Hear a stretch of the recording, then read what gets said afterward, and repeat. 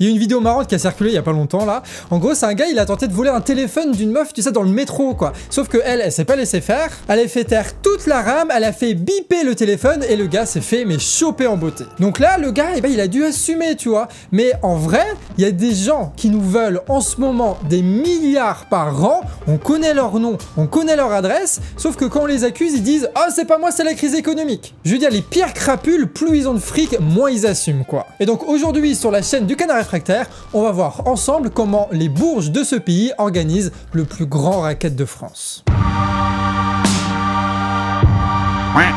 Bon, nous quand même on est des gens, globalement on est honnêtes, tu vois, enfin on se démerde dans la vie pour essayer de s'en sortir quoi.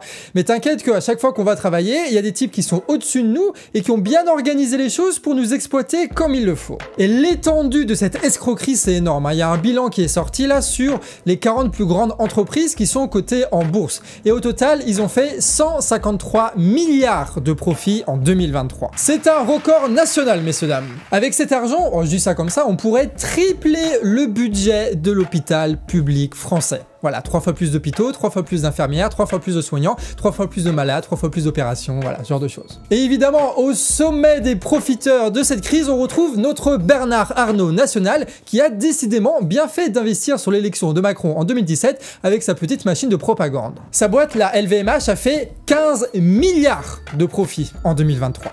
C'est beaucoup. Mais il y a aussi Stellantis, le grand cartel automobile avec Peugeot dedans, tu sais. Eux, ils ont réalisé 18 milliards de profits, ce qui les a pas empêchés de licencier à tour de bras. Bah oui, pourquoi s'emmerder à maintenir et construire des usines en France quand on se fait à peine 18 milliards par an de profit? Et Macron, il a beau faire le beau, en vérité, les entreprises produisent de moins en moins en France. La production industrielle a baissé de 2,6% en France en 2023.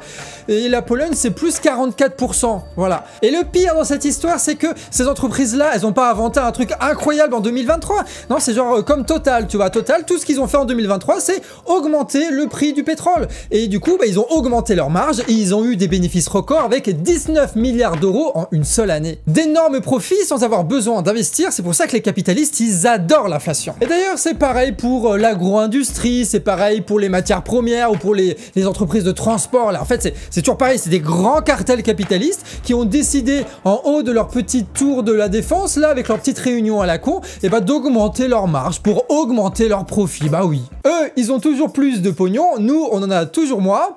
Il y a peut-être un rapport entre les deux, non? La question étant, qu'est-ce qu'ils font avec tout ce pognon? Eh ben, ils pourraient financer le Canard Réfractaire. Et oui, parce que nous sommes en ce moment en financement participatif. L'objectif, c'est de tenir encore un an de plus avec davantage de vidéos, d'analyses et de projets sur nos chaînes YouTube. Là, on est capable de devenir votre média de masse et de révèle totalement indépendant, mais pour ça, on a besoin de vos dons, par chèque, par virement, par internet, tout est disponible en description. Merci aussi à tous ceux qui nous ont soutenus ces derniers jours, vous avez été nombreux et ça fait plaisir. Bon, sauf que non, le 440 ne donne pas aux canards, mais plutôt à leurs actionnaires. Les actionnaires, c'est des types en fait qui possèdent des bouts de l'entreprise, tu vois, et certains, ils ont même une place dans le conseil d'administration et ils touchent ce qu'on appelle des dividendes. Donc, c'est de l'argent qui est issu de l'entreprise pour rémunérer les actionnaires. Sachant que c'est les actionnaires qui composent le conseil d'administration d'une entreprise, donc ce sont les actionnaires qui décident du taux de dividende pour les actionnaires. Voilà. Donc, ils ont une légère tendance à augmenter encore et encore leurs dividendes. Par contre, il y a une rumeur à la con là qui se propage partout. Les actionnaires,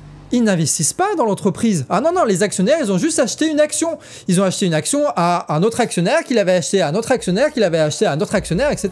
Donc les actionnaires ne financent pas l'entreprise. Ils sont juste au-dessus et ils prennent un max de dividendes issus de cette entreprise pour après acheter d'autres actions et du coup renforcer encore et encore leur spéculation. Donc concrètement, ces types ne produisent pas, ne dirigent pas et tout ce qu'ils veulent faire, c'est un maximum de pognon pour eux, même pas pour l'entreprise, pas pour les salariés. Ils s'en foutent de la production. Ce qu'ils veulent, c'est du pognon. Après, t'as des petits malins. Je vous vois en commentaire, là, ils disent oui, les dividendes en France, elles sont taxées à 30%, donc ça revient dans les poches de l'État, patati patata. Non, il faut arrêter avec ça aussi. Déjà, premièrement, parce que l'État donne beaucoup plus aux entreprises du 440 via des subventions et des crédits d'impôt qu'il n'en reçoit avec les taxes sur les dividendes. Donc, en gros, on donne de l'argent à ces types-là, mais pas aux hôpitaux. Et surtout, chaque dividende, c'est du fric qui est envoyé à la bourse, d'accord, dans un petit nuage en l'air et qui ne circule plus dans l'économie, donc qui ne crée pas d'emploi et qui ne se retrouvent jamais dans nos salaires, dans nos consommations. Donc ces types-là, ce sont des vampires. Et ils sucent le sang de la société comme ça, parce que ce sont des vampires capitalistes. Et en plus de ça, tu as les rachats d'actions. Alors ça, c'est un autre truc encore.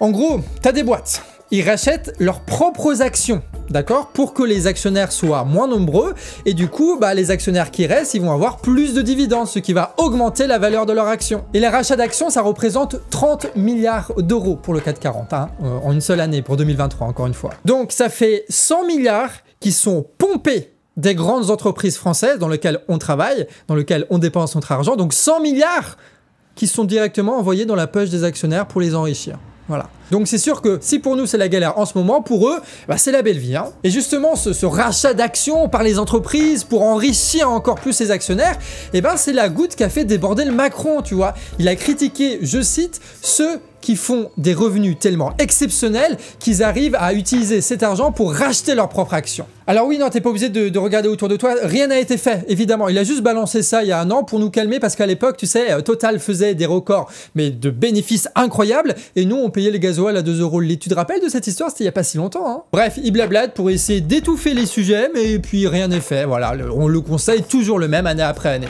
Après, ces types-là, il faut le reconnaître, ils savent où trouver l'argent, le gouvernement. Il y a genre Bruno Le Maire, il a dit récemment qu'il allait trouver encore 10 autres milliards. Où ça? Dans notre chômage, dans notre sécu et dans nos collectivités. C'est pas mal, À un moment, je pense qu'on va juste payer des taxes et des impôts et ne rien recevoir à côté en service public, en contrepartie. On va juste leur donner de l'argent, comme ça.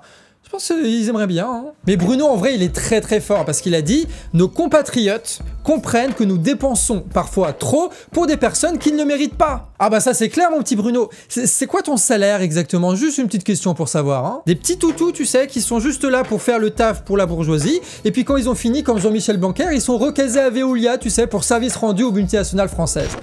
Bon, faisons le bilan de toute cette histoire. On a des cartels capitalistes qui contrôlent l'économie française et qui décident de réduire leur production, qui licencient à tour de bras, qui délocalisent alors qu'ils font des milliards de profits, qui exploitent des millions de personnes et qui optimisent, quoi qu'il en coûte, la valorisation actionnariale. Et pour faire plus de profits, ces cartels, ils ont décidé d'augmenter les prix pour qu'on leur donne le peu qui nous reste et ils utilisent leur État pour leur assurer des subventions et des crédits d'impôt qui dépassent les 100 milliards par an. Un État bourgeois qui paye une fortune des types pour qu'ils nous vendent des coupes budgétaires à la télévision, alors que le putain d'éléphant dans le couloir, c'est qu'on a une classe dominante en France qui se régale des privilèges que leur offre leur entreprise. Mais le problème, c'est qu'en faisant ça, les bourges tirent quand même vachement sur la corde.